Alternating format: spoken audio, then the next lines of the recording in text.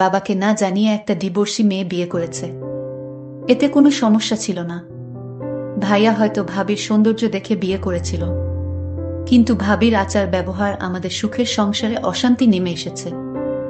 আমার বয়স খুব কম হলেও আমি ভাবির সকল কর্মকাণ্ড বুঝতে পারি, কিন্তু ভাবির এরকম বাবা মায়ের উপর অত্যাচার আমার কিছুতেই সহ্য হতো না। আর ভাইয়া তো চাকরির কাজে শহরে থাকতো। একদিন ভাবিকে হোটেলে নিয়ে গেলাম, আর হোটেলে নিয়ে যা করেছিলাম তা শুনলে তোমাদের মাথা গরম হয়ে যাবে। তাহলে মূল ঘটনাটি বলি।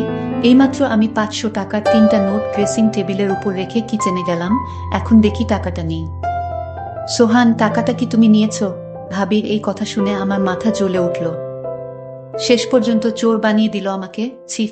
অবশ্য বেকারদেরকে মানুষের অনেক কথা শুনেই বেমালুম হজম করতে হয়। কথায় কথায় মাথা জ্বলে উঠলে চলে না। অনেক কষ্টে নিজেকে সামলে নিয়ে বললাম, না ভাবি, আমি নেইনি। হয়তো অন্য কোথাও রেখেছ, ভালো করে খুঁজে দেখো। ভাবি বলল, সব জায়গায় খুঁজেছি, কোথাও নেই। তুমি একটু মনে করে দেখো। এমনও তো হতে পারে তুমি মনের ভুলে নিয়ে মানিব্যাগে ঢুকিয়ে ফেলেছ, এখন মনে করতে পারছো না। এবার সত্যি সত্যি মাথায় আগুন চলে গেল। আমি খুব হালকা স্বরে বললাম, ভাবি, তুমি যেভাবে আমাকে অপমান করছো, এর মধ্যে যে চূড়ান্ত রকমের একটা ছোটলোকি আছে। তুমি কি তা বুঝতে পারছো? এই কথায় ভাবি শ্রাব্য অশ্রাব্য ভাষায় যা বলা শুরু করলো, তাতে তাকে আর একটা ভদ্র বাড়ির ছেলে, বউ কিংবা কোনো ভালো ঘরের মেয়ে বলা যায় না। এক পর্যায়ে সে বলেই ফেলল, ধামরা একটা ছেলে বছরের পর বছর ভাইয়ের ঘাড়ে বসে বসে হাতির মতো গিলছে।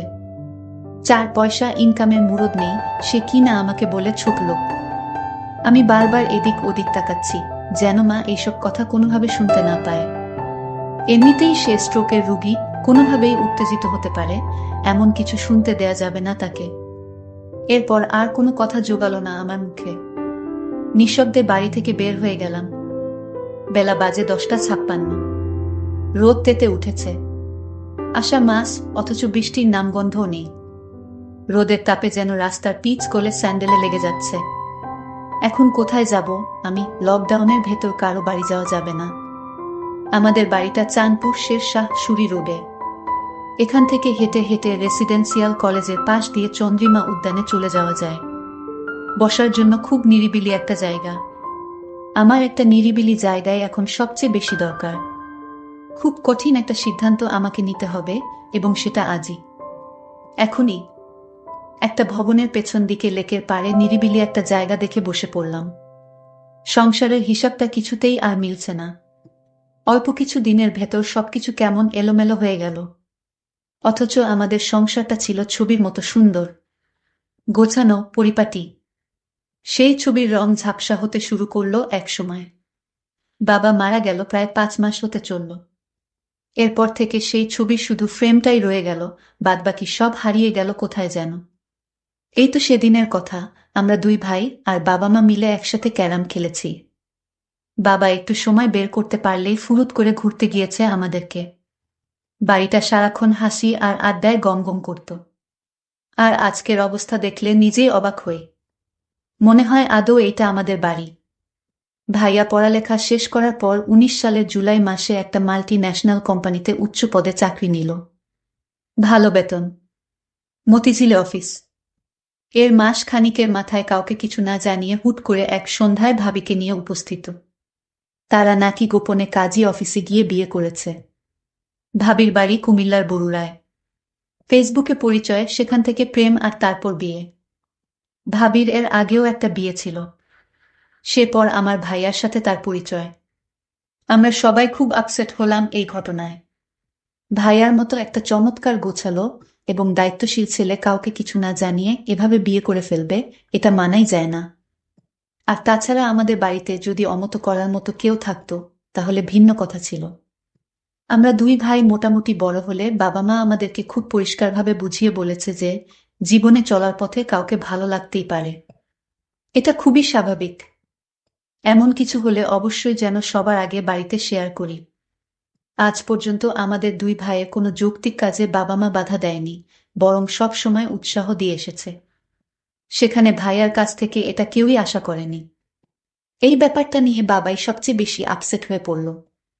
মা তাকে বোঝাতে চেষ্টা করল যে রাব্বি যদি মেয়েটাকে নিয়ে সুখী হতে পারে তাহলে আমাদের আর আপত্তি করে লাভ কি, যা হওয়ার তা তো হয়েই গেছে।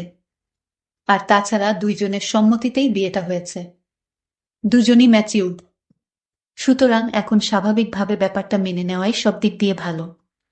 ভাবির আগের বিয়ে নিয়ে বাবা মা কেউই কোনো কথা তোলেনি এই পর্যন্ত।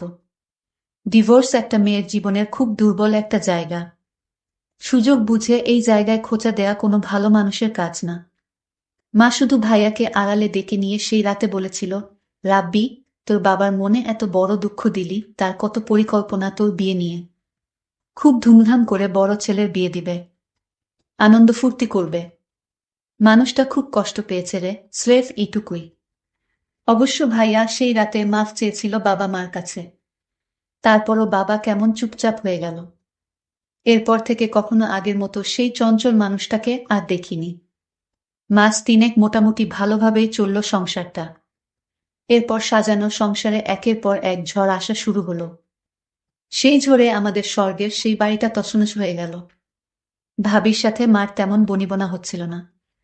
একটা পর্যায়ে সংসারের শান্তির জন্য মা সবকিছু ভাবিকে বুঝিয়ে দিয়ে অবসর নিলেন। তবুও শান্তি এলো না। ভাবি চাইল তার আলাদা একটা সংসার, যে সংসারে শ্বশুর শাশুড়ি আর দেবরের মতো বাড়তি ঝামেলা থাকবে না। আমাকে ভাবি নিজে টাকা লুকিয়ে আমার উপর ছাপিয়ে দিয়েছে। ভাইয়া যেন আমায় ভুলে বুঝে আলাদা হয়ে যায় এই জন্য। এটা আমি বুঝতে পেরেছিলাম। যখন এইভাবে ভাবি আমাকে পাশাতে পারল না, তখন ভাবির মনে অন্য চিন্তা ভর করল। আমি সব সহ্য করতে পারি, কিন্তু মা বাবাকে নিয়ে কোনো কথা আমি সহ্য করতে পারি না। আমাকে ভাবি মিথ্যা দোষারোপ করুক, এত আমার কোনো সমস্যা নাই, কিন্তু বাবা মাকে নিয়ে কোনো অপমান, এটা আমি সহ্য করতে পারবো না। কিভাবে আমাকে ভাইয়ার চোখে খারাপ বানানো যায়, এই সুযোগ ভাবি সবসময় খুঁজত। কিন্তু আমি তো আর বোকা না যে ভাবির মতলব আমি বুঝি না। বয়সটা হয়তো কম হতে পারে। ভাবি বাবার সাথে তেমন ভালোভাবে কথা বলতো না। বাবাকে ভাবি চা বানিয়ে দিত কোনোরকম ভাবে। এতে বাবা মুখ বুজে সব সহ্য করত, ভাবিকে কোনো কিছুই বলতো না। আমি শুধু চেয়ে দেখতাম। তবে ভাবি দিন দিন মা বাবার প্রতি এক ধরনের অত্যাচার শুরু করলেন। সময় মতো মা বাবার খাবার দেওয়া, মা বাবার যত্ন কিছুই করতো না সে। আমি মা বাবাকে সব সময় বুঝাতাম, ভাইয়া হয়তো জীবনে বড় একটা ভুল করে ফেলেছে, কিন্তু এই ভুলের মাসুল কি তোমাদের দিতে হবে? এ আমি কিছুতেই হতে দিব না। ভাবিকে দেখতাম, বেশিরভাগ সময় দেখতাম ফোনে কার সাথে জানি কথা বলতো। ভাইয়া যখন বাড়িতে থাকতো না, তখন ভাবি কার সাথে যেন কথা বলতো ফোনে সারাক্ষণ। এই দৃশ্য আমি দেখতে পেতাম। একদিন আমি দেয়ালের ওপাশ থেকে শুনতে পেলাম ভাবি ফোনে বলল, কাল আমার স্বামী বাসায় থাকবে না, তুমি একটু আমার সাথে দেখা করো, জরুরি কথা ছিল। ভাবির এসব কথা শুনে আমি চমকে উঠি, তার মানে ভাইয়াকে এভাবে ভাবি ফাঁকি দিয়ে চলেছে। আর ভাইয়া কিছুই বুঝতেছে না। কিন্তু ভাইয়ার মতো আমি এতটা বোকা না যে আমার চোখ ফাঁকি দিয়ে থাকবে। আমি এরপর থেকে ভাবিকে চোখে চোখে রাখি। কখন কি করে কার সাথে কথা বলে সবকিছুর খবর আমি রাখি। অন্য একদিন ভাবি ফোনে বলল, কাল কিন্তু তোমার আসতেই হবে। আমি এই দিন বাড়ি থেকে এক পাও নড়লাম না। আমি আজ দেখব ভাবির ঘরে কে আসে। আমি অপেক্ষায় রইলাম লোকটিকে দেখার জন্য। রাত যখন 10টা বাজে, তখন দেখতে পেলাম ভাবির রুমে একটি ছেলেকে ঢুকতে। ছেলেটি ভাবিকে বলছে, তুমি কেন এখানে পড়ে আছো? ভাবি তখন বলল, আরে কিছুদিন আছি এখানে, আমার স্বামীর কাছ থেকে সিগনেচারটা নিতে পারলেই সকল সম্পত্তি আমাদের হয়ে যাবে। আমরা এই বাড়িটি বিক্রি করে অন্য কোথাও একটা বাড়ি রাখব, আর আমরা সুখে জীবন যাপন করব। ছেলেটি বলল, কখন করবে? আর কিছুদিন ধৈর্য ধরো প্লিজ, আমি একটা সুযোগ খুঁজতেছি। তারপর তারা দুজন দেখলাম ঘনিষ্ঠ হতে লাগল। আমি জানালার পাকা দিয়ে তা ভিডিও করে ফেলি। এখন কোথায় যাবে ভাবি, তুমি তো আমার হাতে ধরা। তোমার সমস্ত প্ল্যান আমি মোবাইল দিয়ে রেকর্ড করেছি ভাবি। এখন আমি তোমাকে যে কি করব তা তুমি কল্পনাও করতে পারবে না ভাবি। সামনে তোমার খারাপ সময় আসছে ভাবি।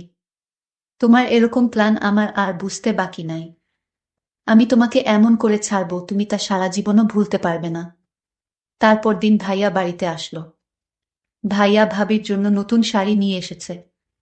ভাবি তখন খুশি হয়ে বলল, তুমি হাত মুখ ধুয়ে আসো, আমি তোমার জন্য খাবার রেডি করছি। তারপর ভাইয়া খেতে বসলো। ভাবি তখন ভাইয়াকে জিজ্ঞেস করলো, আচ্ছা আমরা যে বিয়ে করেছিলাম তার জন্য কাজী বলেছে একটা তোমার সই এর বাকি ছিল, আর সেই সইটা তোমার করতে হবে। ভাইয়া বলল, আমি এই সপ্তাহ কাজের চাপে আছি, আমি 1 সপ্তাহ অফিসের কাজে চট্টগ্রাম যেতে হবে, তারপর দেখি আমি সইটা দিয়ে দিব, আমি এখন খুব বিজি। ভাবি বলল, আচ্ছা ঠিক আছে, তাহলে এই সপ্তাহ বাড়িতে এসে মনে করে সইটা দিয়ে দিতে হবে। ভাইয়া পরদিন সকালে চলে গেল। আমি ভাবির রুমে গেলাম। ভাবিকে জিজ্ঞেস করলাম, ভাবি তোমার দিনকাল কেমন কাটছে? ভাবি বলল, ভালোই তো, কিন্তু তুমি একটা চুলটা তুমি ভুলে যেও না। আমি বলেছিলাম, ভাবি তুমি কেন আমায় মিথ্যা অপমান করছো? আমাকে তোমার সহ্য হয় না, সেটা তুমি মুখে বলে দিতে পারো, তাহলে কেন শুধু শুধু আমাকে মিথ্যা অপবাদ দিচ্ছ ভাবি? ভাবি তখন রাগান্বিত হয়ে বলল, তুমি এখন আমার রুম থেকে যাও। আমি বললাম, ভাবি তুমি যে আমায় চোর বলেছ, মনে রেখো ভাবিকে যে আসল চোর তা তুমি খুব শীঘ্রই জানতে পারবে। ভাবি আমার কথা শুনে কিছুটা অবাক হয়ে গেল। তুমি আমাকে ভয় দেখাও নাকি? আমি বললাম, ভাবি ভয় না, যা সত্যি তাই বললাম। ভাবি তুমি সময় মতো সব টের পাবে। ভাবি মনে মনে চিন্তা করতে লাগলো, আমার দেবর কি আমার সব প্ল্যানের কথা কি জেনে গেছে নাকি? না, সে জানবে কি করে? আমার তো প্ল্যানটা একমাত্র ও ছাড়া একটা পাখি পর্যন্ত জানে না, তাহলে সে জানবে কি করে? পরের দিন ভাবিকে দেখলাম মোবাইল ফোন দিয়ে ওই ছেলেটির সাথে চ্যাট করছে।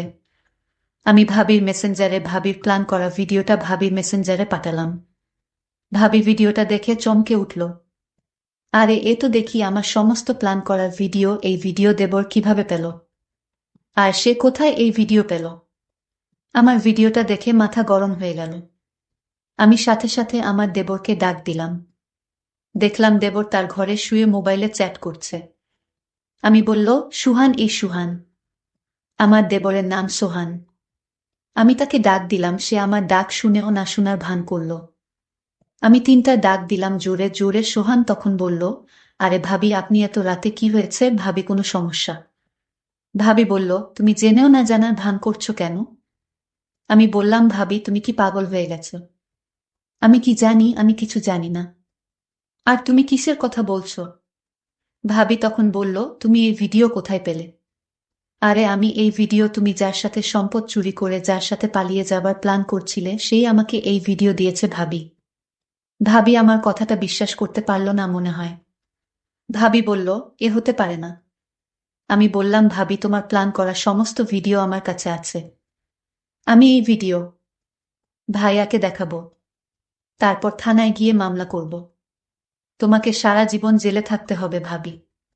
ভাবির সুন্দর মুখখানা শুকিয়ে গেল আমার কথা শুনে। ভাবি দেখলাম অনেক ভয় পেল। তারপর আমায় ভাবি বলল, সোহান আমি ভুল করেছি, প্লিজ তুমি এই ভিডিওটা ডিলিট করে দাও। আমি বলেছিলাম, না ভাবি, তুমি যে প্ল্যান করেছিলা সেটা যদি আমি সময় মতো না জানতাম তাহলে আমাদের তুমি রাস্তার ফকির বানিয়ে ছাড়তে। ভাইয়াকে বোকা ভেবেছ তুমি, কিন্তু আমি বোকা না। ভাবি তখন বলল, আচ্ছা সোহান তুমি কি চাও আমি তোমার সব কথা শুনবো, তাও তুমি তোমার ভাইয়াকে এই ভিডিও দেখাইও না? আমি বললাম, ঠিক আছে আমি ভিডিও দেখাবো না, তবে আমি যা বলি তাই তোমার শুনতে হবে। ভাবি বলল, ঠিক আছে আমি তোমার সব কথাই শুনব। আমি তোমার মা বাবার সাথে ভালো আচরণ করব। আমি বলেছিলাম, ভাবি তাহলে কাল আমার সাথে একটি জায়গায় যেতে হবে। ভাবি বলল, ঠিক আছে। আমি ভাবিকে পরদিন সকালে ভাবিকে নিয়ে পটুয়াখালী ঘুরতে গেলাম। ভাবিকে বললাম, ভাইয়া ফোন করলে কি বলবে? ভাবি বলল, আমি বলবো আমার বাবা অসুস্থ, তাই আমি বাবাকে দেখতে এলাম। আমি 2-4 দিন বাবার সাথে থাকতে হবে। ভাবিকে বললাম, ভাবি তুমি তো দারুণ বুদ্ধিমতী। হঠাৎ আকাশের অবস্থা খুব খারাপ হলো, প্রচণ্ড ঝড় বৃষ্টি হতে শুরু করলো। আমি ভাবিকে নিয়ে একটা হোটেলে গেলাম, কারণ এখানে যারা ঘুরতে আসে তারা হোটেলেই থাকে। আমিও একটা হোটেল নিলাম। ভাবিকে বললাম, ভাবি তুমি হোটেলে বস, আমি কিছু খাবার নিয়ে আসি। আমি খাবার নিয়ে আসলাম। ভাবি তখন বলল, আমি নিচে শুয়ে পড়ি, তুমি কাঠে শুয়ে পড়ো। আমি বললাম, না কোনো সমস্যা নাই, তুমিও কাঠেই শু। ভাবি আমার সাথে কোনো কথা না বলে কাঠে এসে শুয়ে পড়ল। আমি সারা রাত ঘুমাইনি। আমার মনে একটাই চিন্তা, আমার মা বাবাকে এবং আমার সহজ সরল ভাইকে যেভাবে ঠকালো তার প্রতিশোধ আমাকে নিতে হবে। আমি ভাবিকে বললাম, ভাবি আজ আমি তোমায় যা বলবো তাই শুনবে, তুমি কিন্তু আমায় কথা দিয়েছিলে। ভাবি বলল, আমি তো বলেছি তোমার সব কথাই রাখবো। আমি বললাম, ভাবি তুমি কি ভাইয়ার সংসার করবে নাকি ওই ছেলের সাথে চলে যাবে? ভাবি বলল, যদি ওই ছেলের সাথে চলে যেতে চাইতাম তাহলে আমি তোমাকে বলতাম না যে তোমার ভাইয়াকে সেই ভিডিওটা দেখাতে। আমি যা করেছি সব ভুল করেছি। আমি তোমার সাথে তোমার বাবা মায়ের সাথে অন্যায় করেছি। এটার জন্য তুমি আমায় যে শাস্তি দিবে সেই শাস্তি আমি মেনে নিব। শুধু তোমার কাছে একটাই অনুরোধ, তোমাদের পরিবারে আমাকে থাকতে দাও। আমি ভাবিকে বললাম, ভাবি আমি আজ তোমাকে হোটেলে নিয়ে কেন আসলাম জানো? শুধু তোমার মনটা পরীক্ষা করার জন্য। আমি যা বুঝলাম তুমি সংসারটা বাঁচানোর জন্য সব করতে পারো, এটা আমি পরিষ্কার বুঝেছি ভাবি। আর তুমি কি করে ভাবলে আমি তোমার উপর এসব করার জন্য জুলুম করব? শোনো ভাবি, আমি তোমাকে এখানে আনার একটাই উদ্দেশ্য, যেন তুমি ভালো হয়ে যাও। দেখো ভাবি, আমি আজ ইচ্ছা করলে আমি অনেক কিছুই করতে পারতাম, কিন্তু আমি তা করিনি। কারণ ভাবিরা মায়ের মতোই হয়। দেবরের এসব কথা শুনে তার ব্যবহার দেখে আমি অবাক হয়ে গেলাম। আমি কান্না করতে লাগলাম আর বলতে লাগলাম, তোমার বাবা মায়ের কাছে আমায় নিয়ে চলো, আমি তাদের কাছে ক্ষমা চেয়ে নিব। আর তুমি আমাকে ক্ষমা করে দিও, আমি তোমাকে অনেক কষ্ট দিয়েছি। তোমার মতো দেবর যদি প্রতি ঘরে থাকে তাহলে প্রত্যেকটা ঘর অনেক সুন্দর হয়ে যাবে। আমি ভেবেছিলাম মাত্র 10 বছরের একটা বাচ্চা দেবর, সে তার মেধাকে কাজে লাগিয়ে সংসারটা জোড়া লাগিয়ে দিল। আমি ধন্য তোমার মতো দেবর পেয়ে। দর্শক বন্ধুরা, আমি ওই ছেলেটির উপর দোষ চাপিয়ে আমার ভাইয়ার সংসারটা বাঁচিয়ে দিলাম। ভালো করিনি। তা অবশ্যই কমেন্ট করে জানাবেন।